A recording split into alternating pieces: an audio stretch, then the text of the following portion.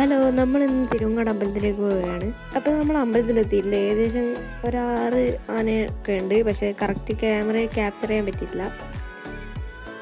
അപ്പോൾ ഇത് കവാടത്തിൻ്റെ മുമ്പിൽ നിന്നുള്ള വീഡിയോ ആണ്. അപ്പോൾ അതിൻ്റെ സൈഡിൽ തന്നെ ഒരു താമരക്കുളം കണ്ടു. അവിടെ കുറേ മുട്ടുണ്ട്, പക്ഷേ ആ താമര ഒന്ന് വിരിഞ്ഞിട്ടൊന്നേ ഉള്ളൂ. അപ്പോൾ അതിൻ്റെ ഇടയിലൊരു സ്റ്റാർ പൂവും ഉണ്ടായിരുന്നു. അപ്പോൾ ഇത് പന്തം കെട്ടി പോവുകയാണ്. അപ്പം നമ്മൾ